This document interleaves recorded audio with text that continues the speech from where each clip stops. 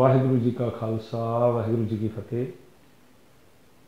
अज श्रोमणी गुरुद्वारा प्रबंधक कमेटी ने उस दी समुची एग्जैक्टिव ने एक फैसला किया है कि अपने कुछ अधिकारी कुछ कर्मचारी मुअत्तल किए ने, डिसमिस किए ने ते उन्हां विरुद्ध फौजदारी कार्रवाई करने का ऐलान किया। ये कार्रवाई क्यों की गई? क्योंकि बीते दिनी 267 पावन पवित्र सरूप जिन्हां का मिलान नहीं सी हो रहा कि श्रोमणी गुरुद्वारा प्रबंधक कमेटी के अधिकारी ये दस्सण विच असमर्थ रहे कि पावन पवित्र सरूप कित्थे विराजमान ने। तो इस संबंध में जदों एक्टिंग जथेदार श्री अकाल तख्त साहिब ज्ञानी हरप्रीत सिंह जी ने जांच करवाई तो उन्होंने बीते दिनी दस्सिया सी 267 पावन पवित्र सरूप नहीं 328 पावन पवित्र सरूप ने जिहड़े कि श्री गुरु ग्रंथ साहिब जी के पावन पवित्र सरूप उन्होंने कहा कि प्रिंटिंग प्रैस दे विच कुछ वध छापने पे, पर यह नहीं दस्सिया गया ना सिंह साहबाना वालों तो ना ही अज की एग्जैक्टिव की मीटिंग दे विच दस्सिया गया कि वह पावन पवित्र सरूप कित्थे विराजमान किए गए हैं, किन्हां नूं वो दिते गए हैं। सो सिख कौम का बच्चा बच्चा ये गल जानना चाहता, देश दुनिया अंदर सिख कौम की निगाह इस गल ते आ, कान ये सुनना चाहते हैं कि साडे पावन पवित्र सरूप उस जगह तो जिथे श्रोमणी गुरुद्वारा प्रबंधक कमेटी का समुचा प्रबंध है, प्रिंटिंग प्रैस लगी है, समुचे प्रबंध उन्होंने कोल ने, उतों कित्थे वो पावन पवित्र सरूप ले जाए गए, उस बारे जिहड़ा विस्तारपूर्वक सारी जानकारी सिख कौम के सामने रखनी जरूरी है। दूसरी गल है बीते समय दे विच SS कोहली के उपर जिहड़ा इन्होंने अकाउंटेंट बनाया होया सी, जिहड़ा कि CA के तौर के उत्ते श्रोमणी गुरुद्वारा प्रबंधक कमेटी उस दियां सेवावां लै रही सी। इस तरह मुख सकत्तर के तौर पर बड़ी उन्होंने प्रशंसा की गई सरदार हरचरण सिंह की कि वह बड़े सियाणे मनुख ने और वो बड़ा फायदा देंगे गुरु की गोलक नूं, प्रबंध नूं सुचारू ढंग नाल चलाउणगे। सो अज उन्होंने दोनों व्यक्तियों नूं इन्हां ने आप दोषी मान के उन्हां विरुद्ध कार्रवाई करने का ऐलान किया। तो इस सिविज दे विच जदों सचखंड श्री दरबार साहिब के हजूरी रागी भाई बलदेव सिंह वडाला ने ये मसला उठाया सी तां उन्हां नूं नौकरी तो हथ धोने पे सी।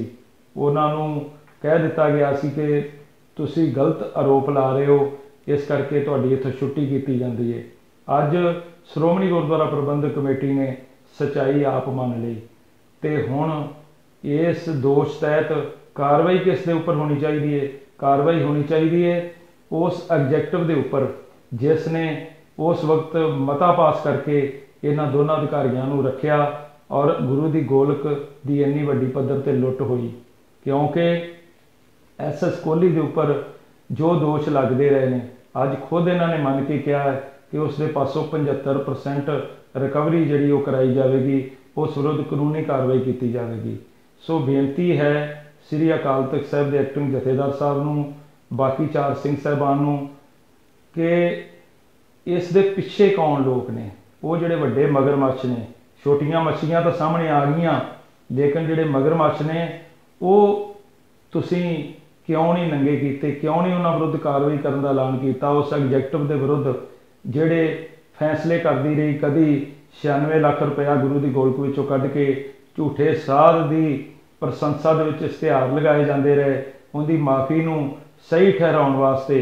तो इस तरह गुरु की गोलक की जिहड़ी लुट हुई है, ये तो कुछ मसले सामने आ गए, जिहड़े बाकी ने इस तरह गुरुद्वारा रामसर साहब उत्थे जिहड़ी अगन भेंट होए सन श्री गुरु ग्रंथ साहिब के पावन पवित्र सरूप वो किन्ने सन, उस बारे भी कोई जिक्र नहीं किया गया।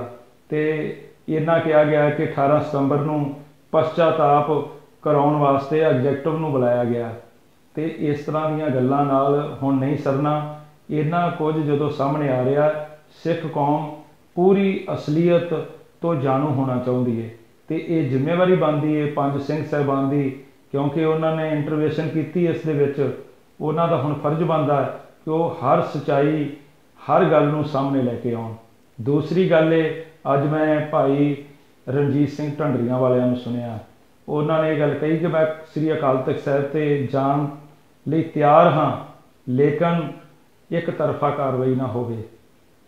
जिहड़े ਦੋਸ਼ ਉਹਨਾਂ ਦੇ ਉੱਪਰ ਲਗਾਏ ਜਾ ਰਹੇ ਨੇ, ਉਹ ਪੂਰੀ ਚਾਰਜਸ਼ੀਟ ਉਹਨਾਂ ਦੇ ਸਾਹਮਣੇ ਰੱਖੀ ਜਾਵੇ, ਪਰ ਜਿਹੜੇ ਦੋਸ਼ ਉਹ ਦੂਸਰੀ ਧਿਰ ਦੇ ਉੱਪਰ ਲਗਾ ਰਹੇ ਨੇ ਉਸ ਦੇ ਬਾਰੇ ਵੀ ਨਿਆਂ ਕੀਤਾ ਜਾਵੇ।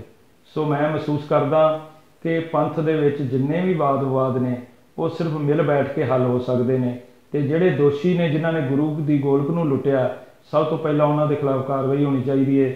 ਜਿਨ੍ਹਾਂ ਸਾਹਿਬ ਸ੍ਰੀ ਗੁਰੂ ਗ੍ਰੰਥ ਸਾਹਿਬ ਜੀ ਦੇ ਪਾਵਨ ਪਵਿੱਤਰ ਸਰੂਪ ਜਿਹੜੇ ਕਿ ਅਣਅਧਿਕਾਰਤ ਥਾਵਾਂ ਦੇ ਉੱਤੇ ਭੇਜੇ ਨੇ, ਉਸ ਦੀ ਪੂਰੀ ਜਾਣਕਾਰੀ ਇਸੇ ਕੌਮ ਦੇ ਸਾਹਮਣੇ ਹੋਣੀ ਚਾਹੀਦੀ ਹੈ, ਤਾਂ ਜਾ ਕੇ ਇਹਨਾਂ ਦਾ ਛੁਟਕਾਰਾ ਹੋਣਾ।